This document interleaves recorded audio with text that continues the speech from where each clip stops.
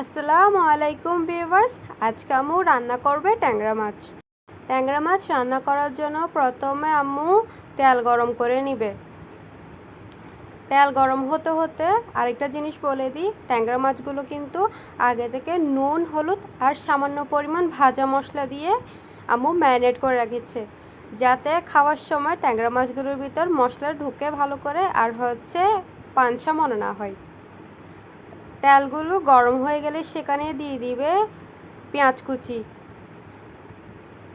কুচি দিয়ে ভালো করে নেড়ে চেড়ে পেঁয়াজগুলোকে সামান্য পরিমাণ ভাজা ভাজা করে নিবে, যতক্ষণ না পেঁয়াজের কাঁচা গন্ধ দূর হয়ে যায়। পেঁয়াজের কাঁচা গন্ধ দূর হয়ে গেলে সেখানে দিয়ে দিবে মরিচ বাটা আর হলুদ গুঁড়ি দিয়ে ভালো করে নেড়ে চেড়ে পেঁয়াজের সাথে মশলাগুলোকে ভালো করে মিশিয়ে নিবে, যাতে পেঁয়াজ আর হলুদেরও কাঁচা গন্ধ দূর হয়ে যায়। অনবরত নেড়ে চেড়ে তেলের সাথে ভেজে নিবে, কারণ নাড়া বন্ধ করে দিলে কিন্তু মশলাগুলো পুড়ে যাবে। তাই আম্মু অনবরত নেড়ে চেড়ে মশলাগুলোকে ভালো করে ভেজে নিচ্ছিল, যাতে মশলাগুলোর কাঁচা গন্ধ দূর হয়ে যায়। তারপর দিয়ে দিচ্ছে 4টা গোটা কাঁচামরিচ দেওয়ার পর দিয়ে দিল সামান্য পরিমাণ পানি, যাতে মশলাগুলো পুড়ে না যায়। তারপর আম্মু ঢাকনা দিয়ে দিবে, যাতে মশলাগুলো ভালো করে কষে যায়। এরই ফাঁকে আম্মু চেক করে নিয়েছে মশলাগুলো কষেছে কিনা, কিন্তু তখন মশলাগুলো কষে নাই, তাই আম্মু আবারও ঢাকনা দিয়ে দিল। তারপর আবার ঢাকনা খুলে চেক করে নিল মশলাগুলো ভালো করে কষে গেছে কিনা।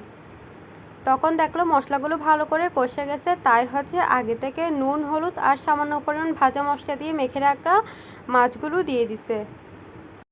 মাছগুলো দিয়ে ভালো করে নেড়ে চেড়ে সেখানে দিয়ে দিবে বেশ কিছু পরিমাণ পানি দিয়ে আবারও মাছগুলোকে ভালো করে নেড়ে চেড়ে নিচ্ছিল। ট্যাংরা মাছগুলোর মধ্যে অনেকগুলো ডিম হয়েছে, আম্মু ডিমগুলো সহ এখন দিয়ে দিবে। এখন দিয়ে দিলে ডিমগুলো কিন্তু ভালো করে সিদ্ধ হয়ে যাবে।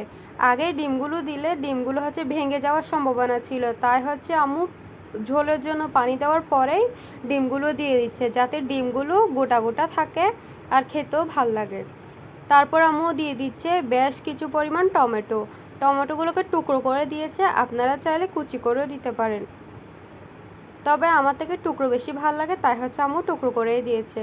তারপর আম্মু ঢাকনা দিয়ে দিবে, যাতে মাছ এবং টমেটো সবগুলো ভালো করে সিদ্ধ হয়ে যায়। কিছুক্ষণ পর ঢাকনা খুলে চেক করে নিচ্ছিল মাছগুলো সিদ্ধ হয়েছে কিনা। মাছগুলো প্রপারলি সিদ্ধ হয়ে গেছে। তারপর কিছুটা ধনেপাতা ছিটিয়ে দিয়ে নামিয়ে নিবে। আল্লাহ হাফেজ।